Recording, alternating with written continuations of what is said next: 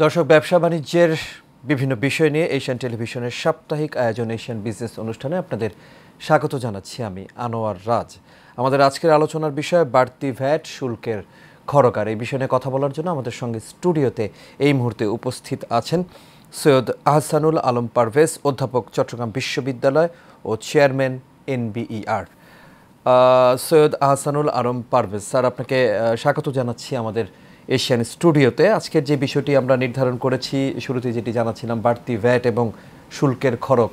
বলা চলে যে আজকে টক অফ দ্য টাউন, এবং ভ্যাট নিয়ে আমরা বিভিন্ন জায়গায় বিভিন্ন ধরনের কথাবার্তা শুনতে পাচ্ছি, কেননা শতাধিক পণ্য ও সেবায় মূল্য সংযোজন কর এবং এই যে সম্পূরক শুল্ক বাড়িয়েছে অন্তর্বর্তী সরকার, বিষয়টাকে কিভাবে দেখছেন? আপনার মাধ্যমে আপনাদের সমস্ত দর্শক শ্রোতাকে সালাম ও সম্মান জানিয়ে শুরু করছি। আপনি এমন একটি জনগুরুত্বপূর্ণ বিষয় উত্থাপন করেছেন, আমি একেবারেই ভিতরে ঢোকার আগেই এ ব্যাপারে আমাদের অগ্রজ প্রতিম ভাই, উপদেষ্টা সালাউদ্দিন ভাই বলার চেষ্টা করেছেন যে এটা গরিবকে বা টাচ করবে না। আচ্ছা, আমি একটু রূপক বা একটু রস করে বলতে চাই সালাউদ্দিন ভাইকে যে কোনোদিন ভাই আপনি শুনছেন যে এমপি, মিনিস্টার, উপদেষ্টা, সচিব, অতিরিক্ত সচিব বা ডাক্তার, বড়লোক এরা কখনো ছিনতাইকারীর কোপ খায় না। ছিনতাইকারীর কোপ, ছুরির আঘাত খায় ওই রাস্তা দিয়ে যারা হাঁটে, সাধারণ মানুষ। আর এটাই বিধি, এটাই নিয়ম। যখন ইনকাম ট্যাক্স, সাপ্লিমেন্টারি ট্যাক্স বা ভ্যাট বৃদ্ধি হবে, এটার কোপ সাধারণ মানুষের কাছেই যাবে। এটার কোপ সালাউদ্দিন ভাই তার পকেট থেকে দেবে না, আমি আমার পকেট থেকে দেব না। যদি এটা ব্যবসায়ীদের কাছ থেকে নেওয়া হয়, তাহলে আপনি মনে করেন যে কোনো একজন ব্যবসায়ী একটা পণ্য বিক্রি করছে, তার উপর যদি ভ্যাটের চাপ 10% বাড়ে, তাহলে সে কি এটা তার পকেট থেকে তার সম্পত্তি বিক্রি করে এনে দেবে নাকি? সে তাড়াতাড়ি করে এটা আবার ওই ভোক্তার কাছ থেকেই নেবে। তো সালাউদ্দিন ভাইয়ের এটা আমার ভাই, বড় ভাই, তো ওনাকে আমি সম্মান জানিয়ে বলতে চাচ্ছি এই কথাটা বলার দরকার ছিল না। কারণ যে কোনো কর বৃদ্ধি, ভ্যাট বৃদ্ধি, ট্যাক্স বৃদ্ধি আলটিমেটলি ভোক্তাকেই দিতে হয়, টাচ করে। এবং এটা সালাউদ্দিন ভাইয়ের চিন্তার বুঝের অপরিপক্কতা যে ইনি বলেছেন যে এটা এন্ড এই কনজিউমারের গায়ে লাগবে না।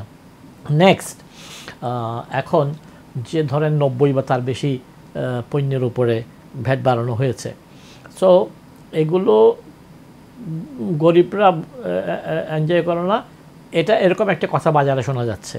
তো আমি আর ব্যক্তি আক্রমণ না করে আমি বলি, ভোগ্যপণ্য তো মধ্যবিত্ত গরিবের জন্য। আমি আমার কাছে যে তথ্যগুলো আছে, এবং এটা আসলে সবাই জানে যে মিষ্টি, ওষুধ, আমি সব বাদ দিলাম, বিস্কিট, এই ধরনের পণ্য কি সাধারণ মানুষ কিনে না? পটাটো, হ্যাঁ, সবকিছু বাদ দিলে ওষুধ তো সবাই কিনছে।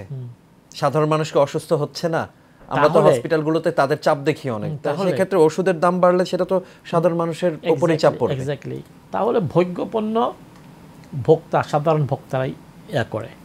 তো আমরা যারা আরেকটু বেশি ফুটানি মারি, বাংলাদেশে তো সোয়াবিনের নামে, পাম অয়েলের নামে বিষ বিক্রি করা হয়। তো আমি করে কি কিনি অলিভ অয়েল। তো সেরকম সালাউদ্দিন ভাইও অনেক দেখে শুনে কিনে। বড় লোকরা, কোটিপতিরা, বিলিয়নিয়াররা, গুলশান বানানি, বাড়িধারা, কুলসির লোকরা সেরকম অনেক কিছু বিদেশি পণ্য ব্যবহার। সবাই তো আর অলিভ অয়েল কিনছে, সবাই তো আর অলিভ অয়েল কিনছে না। তো এই জিনিসগুলো কারা কিনছে? এই জিনিসগুলো ভোক্তারাই কিনছে। তো যাই হোক, এই আঘাতটা তাদের উপরে। এবার আসেন যে মোবাইল ফোনের রিচার্জ করলে প্রতি 100 টাকায় 52 টাকা, মারাত্মক একটা ব্যাপার। তারপরে আপনার এবার আসেন যে এই আমাদের যে অথরিটি এনার্জি রেগুলেট করে, তারা এলএনজির দাম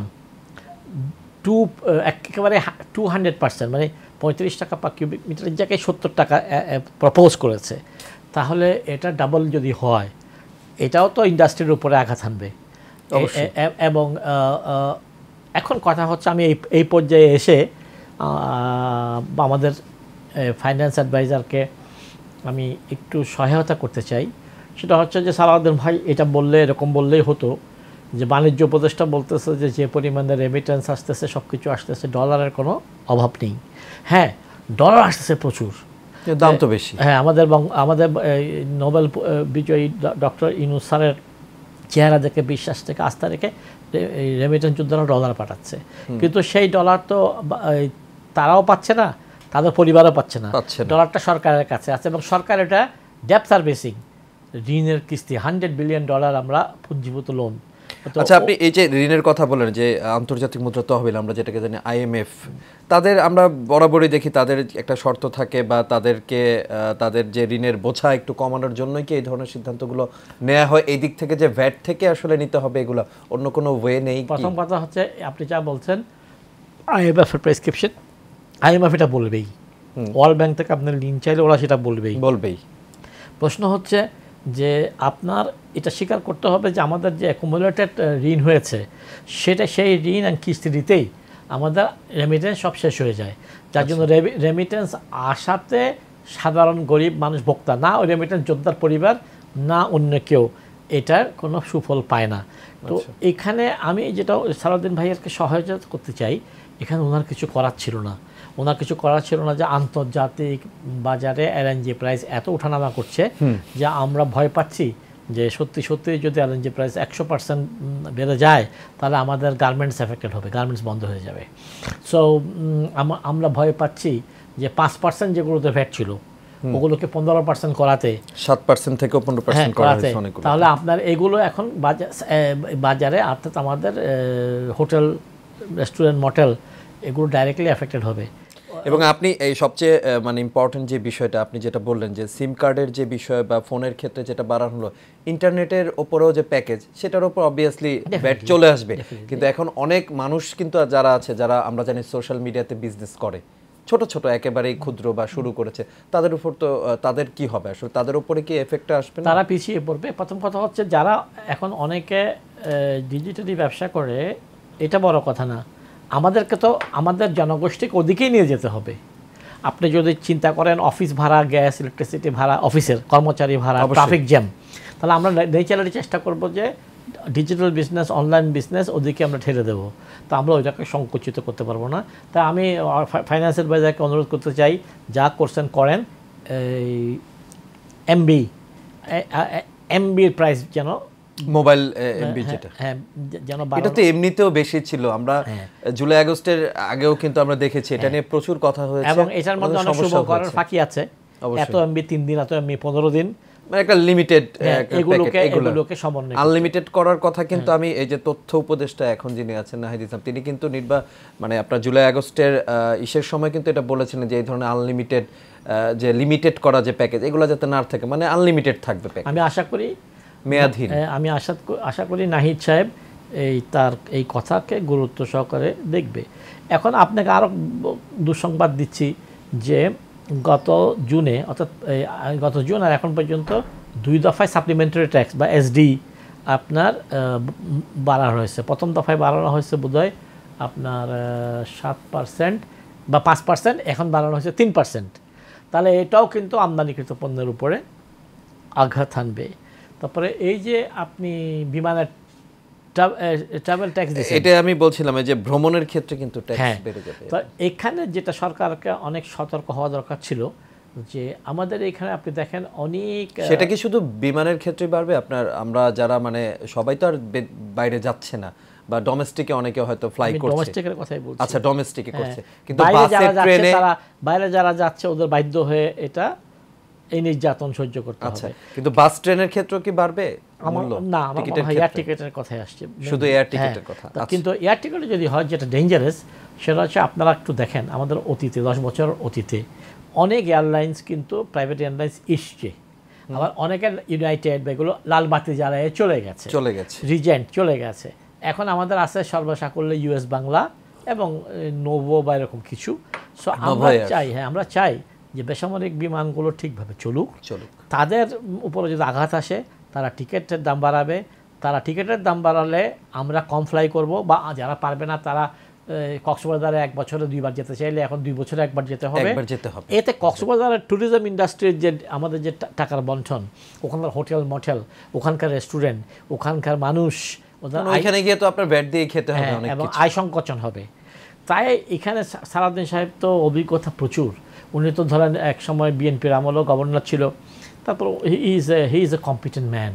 কিন্তু এখন এটা উনি হয়তো ইউনূস সাহেবকে বলতে ভয় পাচ্ছে যে প্রফেসর ইউনূসকে, যেটা আপনি বলছিলেন, আমাদের কোনো উপায় নাই। আমি সালাউদ্দিন সাহেবকে ব্লেম করতে চাই না। আমাদের গ্লোবাল মার্কেটে, গ্লোবাল এলএনজি মার্কেট যেভাবে ফ্ল্যাকচুয়েট করছে, সব কিছু মিলে সরকারের আর কিছু করার ছিল না। আচ্ছা, আমরা এই প্রশ্নটা মানে এই যে প্রশ্নের উত্তরটা আমরা জানবো যে আসলে সরকার কি করতে পারে, একটা বিরতির সময় হচ্ছে, বিরতি নিয়ে ফিরে এসে আমরা উত্তরটা নিচ্ছি। দর্শক, এশিয়ান বিজনেস অনুষ্ঠানের সময় হলো একটা বিরতির, ফিরছি একটু পর আমাদের সঙ্গে।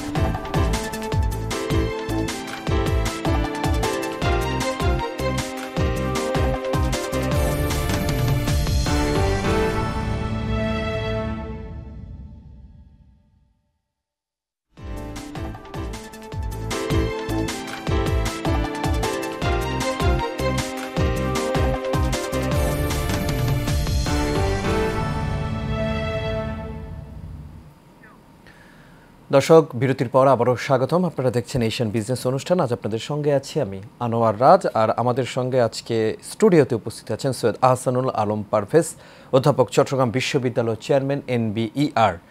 এবং আমাদের আজকের অনুষ্ঠানের আলোচনার বিষয় বাড়তি ভ্যাট শুল্কের খরগার, এই বিষয়ে কথা বলছিলাম। স্যার, আপনার সঙ্গে বিরতির আগে যে বিষয়টা নিয়ে কথা বলছেন, উত্তরণের বিষয়, যে এটা নিয়ে সরকার আসলে কী করতে পারে, কিন্তু তার আগে আমি আরেকটু আপনাকে মনে করিয়ে দিতে চাই, এই যে ভ্যাটের বিষয়টা, কিছু লোক কি আপনি মনে করেন না যে দুর্নীতির সুযোগটা আরও বেড়ে যাবে? কারণ ভ্যাট নিয়ে আমরা বিভিন্ন সময় দেখতাম যে কোনো আপনি দেখবেন যে যেই ধরনের শপগুলো থাকে, সুপার শপ, সেখানে হয়তো ভ্যাটের একটা বিষয় থাকে, চালানের একটা বিষয় থাকে।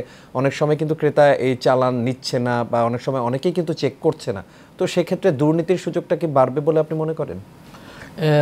আপনার সঙ্গে আমি একমত, তবে সেটা নিয়ে আমি সরকারকে সমালোচনা করব না, কারণ ট্যাক্স ভ্যাট দেওয়া, আদায় করা আর না দেওয়ার ক্ষেত্রে একটা ক্যাট অ্যান্ড মাইস গেম সবসময় থাকবে। সো এখন আমরা যে কথাতে আসতে চাই সেটা হচ্ছে যে সরকার অসহায়। আমি সালাউদ্দিন ভাই বা ডক্টর ইউনূসকে ব্লেম করছি না, কারণ হচ্ছে সরকার অসহায়, সরকারকে এই ট্যাক্স ভ্যাট বাড়াতে হবে। কিন্তু এখন প্রশ্ন হচ্ছে, কেউ প্রশ্ন করছে না কেন বাড়াতে হবে।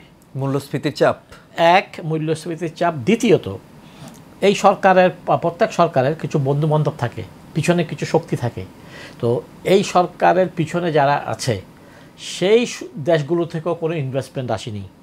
অর্থাৎ ডক্টর ইউনূসের সরকারের পিছনে, মানে আপনি বলতে যাচ্ছেন যে নির্বাচিত একটা সরকার থাকলে যেমন বিজনেসম্যানরা থাকে বা তাদের একটা সোর্সিং থাকে, ওই ধরনের কথা বলছেন? অনির্বাচিত সরকার থাকলেও, মনে করেন পাকিস্তানে ডিক্টেটর থাকলেও বা সামরিক সেনা সমর্থিত সরকার থাকলেও, আপনি দেখবেন পাকিস্তানের বন্ধু যখন USA, তারা তখন ইনভেস্টমেন্ট দিচ্ছে। যখন চায়নার দিকে ঘেসছে, চায়না ইনভেস্টমেন্ট দিচ্ছে। আমি যেটা জানাতে চাচ্ছি, আমাদের কি এখন এরকম কোনো বন্ধু নাই? ইউনূস স্যারের সরকার আসার পরে জি, $1 ফরেন ইনভেস্টমেন্ট আসেনি, না ফ্রম দ্য US, না ফ্রম US এর সাথে কি আমাদের এখন ভালো সম্পর্ক না? আসেনি, সেটাই। তাহলে এটা হচ্ছে ফাঁকা ফাঁকা ফাঁকা সম্পর্ক।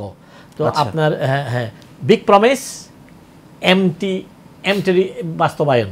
তো এই আপনি সেটা ইউরোপিয়ান ইউনিয়ন বলেন, আপনি সেটা আমেরিকা বলেন, আপনি যেটাই বলেন, আমাদের কাছে ইনভেস্টমেন্ট আসেনি। তাহলে এটা হচ্ছে বড় ক্রাইসিস। এখন ধরেন ট্যাক্স ভ্যাট তো নর্মাল জিনিস, নিতেই হবে, বাড়াতে হবে। কিন্তু প্রশ্নটা হচ্ছে মাত্রা। যার থেকে নিচ্ছেন তার চাচা, তার বাবার, তার মায়ের, তার খালার ইনকাম আছে কিনা। অর্থাৎ সরকার ব্যর্থ হয়েছে অ্যাট লিস্ট 20 লাখ মানুষকে কর্মসংস্থান দিতে প্রতি বছর। তারপরে 5 মাসে এখন অন্তত আমরা একটা শুভ দেখতাম যে আমাদের লোকদের ইনকামও বাড়ছে, আমাদের লোকদেরকে আমরা চাকরি দিচ্ছি, ইয়ং জেনারেশনকে, ট্যাক্স দেবে না কেন? তো এখানে তো ইনকাম বৃদ্ধি দেখছি না। তো মানুষ আয় ব্যয়ের জাতাকলে পৃষ্ঠ হচ্ছে। তো সেই জন্য সরকারের যেটা নর্মাল কাজ, ট্যাক্স ভ্যাট বৃদ্ধি করা, উন্নয়ন করা, ভালো ঋণ শোধ করা ইত্যাদি, কিন্তু সেটা আর দেখা যাচ্ছে না। তো সরকারের ব্যর্থতাটা ওই জায়গায়, তারা ইনভেস্টমেন্ট আনতে পারেনি। তারপর তাও যদি না পারে, তাহলে অল্টারনেটিভ তাদের আয়বর্ধক কিছু তারা করতে পারে নাই। আমি ডক্টর ইউনূসকে দিয়েছিলাম, পরামর্শ দিয়েছিলাম, আজকে আবার বলতে চাই যে আমাদের যে বে অফ বেঙ্গল, আমাদের, আপনি তো ভালো করে জানেন, আমাদের দেশের ল্যান্ড যতটুকু, তার ঠিক ডাবল না হলেও ডাবলের কাছাকাছি হচ্ছে আমাদের সমুদ্র সীমা, আমাদের সি টেরিটরি। আমাদের সি টেরিটরিতে লুকিয়ে আছে অনেক সম্পদ, সেটা মৎস্য সম্পদ, সেটা অন্যরকম সম্পদ।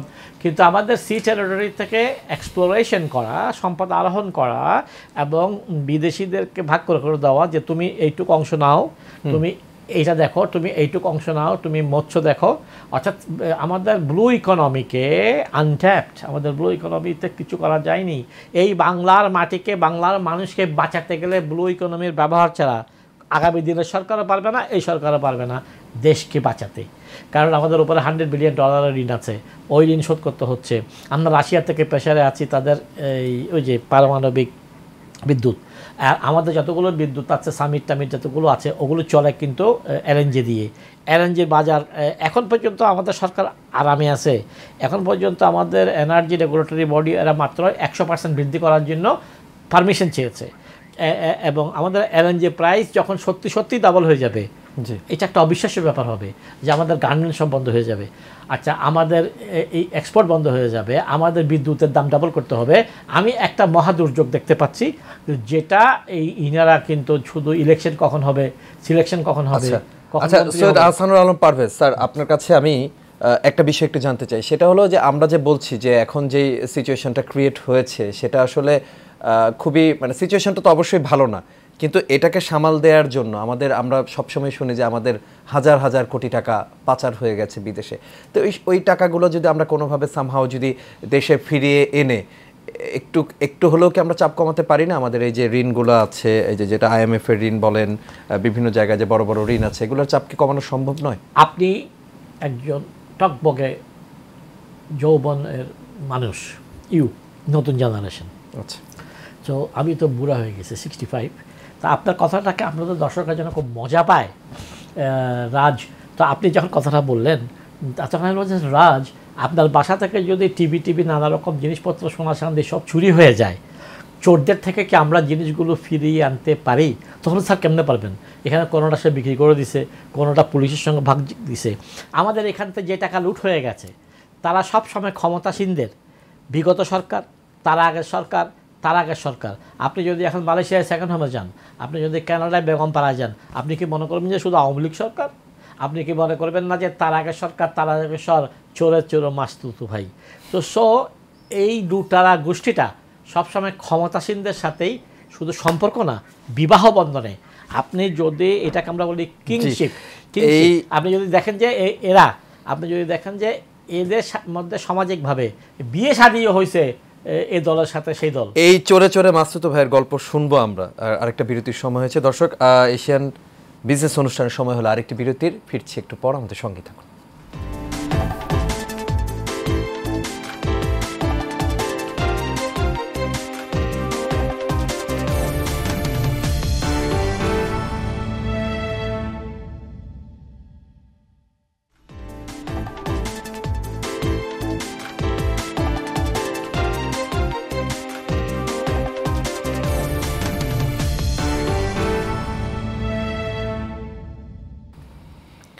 দর্শক, বিরতির পর আরও একবার আমন্ত্রণ। আপনারা দেখছেন এশিয়ান বিজনেস অনুষ্ঠান। আজ আপনাদের সঙ্গে আছি আমি আনোয়ার রাজ। আর আজকে আমাদের আলোচনা বিষয় বাড়তি ভ্যাট ও শুল্কের খরচ। আর এই বিষয় নিয়ে কথা বলছিলাম সৈয়দ আহসানুল আলম পারভেজ, অধ্যাপক, চট্টগ্রাম বিশ্ববিদ্যালয়, চেয়ারম্যান NBER। স্যার, অনেক কথা বলছিলাম। আসলে আমরা চাই যে সাধারণ মানুষ ভালো থাকুক, দেশের মানুষ ভালো থাকুক। ভ্যাট নিয়ে টক অফ দ্য টাউন বলা চলে, আসলে অনেক কথা বলছিলাম। আমরা যে শুনছিলাম যে পাচার হওয়ার টাকা আসলে ফিরিয়ে আনাটা সম্ভব নয়, চোরে চোরে মাস্তুতো ভাই। এই বিষয়টা আর একটু ক্লিয়ার হতে চায় আসলে, আমার মনে হয় যে আমার দর্শক যারা আছেন। প্রথম কথা হবে, আমরা যখন বলি যে গিভার আর টেকার, সেরকম জাতীয় সম্পদ, জনগণের সম্পদ যখন চুরি হয়, সেটার সাথে শাসক গোষ্ঠীর সবসময় সম্পর্ক থাকে, এবং প্রত্যেক সময় তাই হয়েছে। আপনি যদি বিএনপির আমলে, মানে আওয়ামী লীগের আমলের আগে চলে যান, জাতীয় পার্টির আমলে চলে যান, জাতীয় পার্টির 14 নামও আপনি চাইলে এখন বলতে পারবেন। অর্থাৎ জাতীয় পার্টিতে কারা আঙ্গুল ফুলের কলা গাছ হয়েছে, এটা সবাই জানে। সেরকম বিএনপির সময় কারা আঙ্গুল ফুলের কলা গাছ হয়েছে, যারা ভালো করে খেতে পারতো না। আমি একসময় বলতাম যে যত মন্ত্রী তত ব্যাংক, যত মন্ত্রী তত ইউনিভার্সিটি। সো বিএনপির আমলে যেগুলো ব্যাংক হয়েছে, ওরা কারা? তো এগুলো খুব ইজি জিনিস। কিন্তু প্রশ্ন হচ্ছে, আমরা বিয়ে শাদী এমনভাবে করছি আর দিচ্ছি যে এই আমরা সবার আত্মীয় হয়ে যাচ্ছি, উপরের টপ ক্লাস। আচ্ছা। হ্যাঁ, গরিবের বউ সকলের ভাবি, আর গরিব সকলের জন্যই বোঝা, এটা একটা সূত্র। কিন্তু ধনী সবাই বন্ধু, ক্লাব। আমি মনে করেন জামাত করি, তো আমি যখন ঢাকা ক্লাবে যাচ্ছি, আমাকে একজন, পারস ভাই আপনি তো জামাতার, আমি তো খুব কঠিন কথা বললো। আমি বলছি, আপনার নেতা তো এইটা বললো, আপনার তো নেতারা তো ইন্ডিয়ার সঙ্গে তাল মিলিয়ে এখন রাজনীতি করতেছে, কিন্তু আমরা সবাই এক ক্লাবে আছি, আচ্ছা, ক্লাব গোয়ের। তো ওরা কিন্তু পরস্পরের you scratch my bag, I scratch your bag. আমাকে ওরা জেলে নেবে না, ওদেরকে আমি ফাঁসিতে নেব না। এই অবস্থায় তো জনগণের স্বার্থ রক্ষা করা যায় না। আর আমি যে কথাটা জনগণকে ওয়ার্নিং দিতে চাই, সেটা হচ্ছে আমার ছেলেরা, আমার ছোট সন্তানরা, এই দেখেন 20-22-25 হাজার ছেলে ইনজুর্ড হয়েছে, হাজার হাজার ছেলে মারা গেছে, অন্ধ হয়েছে, আপনার বিকলাঙ্গ হয়েছে, প্রত্যেক দিন 2-4 দিন পর পর মারা যাচ্ছে এক একজন, এদের চিকিৎসার ব্যবস্থা হয়নি। পুনর্বাসনের একটা, আমরা এদের আত্মত্যাগ বৃথা যেতে দিতে পারি না। আমি বাংলার মানুষকে, আপনাদেরকে, আমার ছাত্রদেরকে, আমার ভাইদেরকে, আমার বন্ধুদেরকে বলতে চাই, এইবারের সুযোগ আপনারা যদি নষ্ট করেন, শুনেন, লুটেরারা সবার শত্রু। সেই লুটেরা যদি আওয়ামী লীগের হয় কিছু আসা যায় না, সেই লুটেরা বিএনপির, জামাতের, জাতীয় পার্টির যেই হোক, ইভেন বামপন্থীও যদি হয়, ওর ধর্ম হচ্ছে যে সে চোর। তো চোরের না শুনে ধর্মের কাহিনী। তাই চোরের ধর্মের পরিচয় বা চোরের রাজনৈতিক পরিচয় জানার চেষ্টা করবেন না। চোরকে চোর হিসাবে আইডেন্টিফাই করেন এবং তাদের প্রতিহত করেন, আর না হলে আপনারা আরও গরিব হবেন। এই তো মাত্র আপনারা দেখতেছেন খেতে পারতেছেন না ভালো করে 2 বেলা, কিন্তু এরপরে ট্যাক্স আবার বাড়তে হবে। কারণ আমাদের ট্যাক্স বাড়ানো ছাড়া, আমি সরকারের একজন হয়ে, সরকারের দরদি হয়ে সরকারের পক্ষে বলছি, ট্যাক্স বাড়ানো ছাড়া সরকার চালানো যাবে না। কিন্তু এই ট্যাক্স আদায় করার জন্য বঙ্গবন্ধু শেখ মুজিবুর রহমান খুঁটিদেরকে যেভাবে আনার জন্য সরকার উদ্যোগ নিয়েছিল, সেই সরকার তখন লুটেরাদেরকে আনার জন্য উদ্যোগ নেয়নি। এই সরকারও কিন্তু লুটেরাদেরকে ধরে আনার জন্য কোনো উদ্যোগ নেয়নি। আমি এই ব্যাপারে বাংলাদেশ ব্যাংকের গভর্নরকে সাধুবাদ দিই। বাংলাদেশ ব্যাংকের গভর্নর মনসুর ভাই কিন্তু এই সরকারের মধ্যে সবচেয়ে সফল, সবচেয়ে কঠিন, যে লুটেরাদেরকে গলা টিপে ধরার জন্য, আমি তাকে কংগ্রেচুলেশন দিই। কিন্তু অন্যরা সবাই কিন্তু চোরে চোরে মাস্তুতো ভাই থিওরির মধ্যেই আছে। তো এইটাতে বাংলার মানুষ মারা পড়বে। আমি বাংলার মানুষকে বলতে চাই, আপনারা এই যাত্রাতে, এই নির্বাচনের আগে, ভোটের আগে, এই সংবিধানে আপনাদের মালিকানা, রাষ্ট্র আপনাদের মালিকানা, রাষ্ট্রীয় সম্পদ আপনাদেরকে দিতে হবে, খাস জমি অন্য কাউকে দেওয়া যাবে না। ব্যাংক ঋণের ক্ষেত্রে small, medium, large, small loan and medium লোনই 80% দিতে হবে। এই সমস্ত জিনিসগুলো ফয়সালা করে নিন, এগুলো জাতীয় ফয়সালা, নাহলে আপনারাই মারা যাবেন। আমরা সুবিধাভোগীরা এই কোট পরে পরে রাস্তায় রাস্তায় ঘুরবো। বলুন। জি, অসংখ্য ধন্যবাদ সৈয়দ আহসানুল আলম পারভেজ, অধ্যাপক, চট্টগ্রাম বিশ্ববিদ্যালয় চেয়ারম্যান, NBER। দর্শক আমাদের সঙ্গে যুক্ত হয়েছিলেন, কথা বলছিলাম আমরা বাড়তি ভ্যাট ও শুল্কের খরচ নিয়ে। অনুষ্ঠান আজকে এখানেই শেষ করতে হচ্ছে। আগামী পর্বে আবারও দেখা হবে। সে পর্যন্ত সবাই ভালো থাকুন, সুস্থ থাকুন এবং নিরাপদে থাকুন।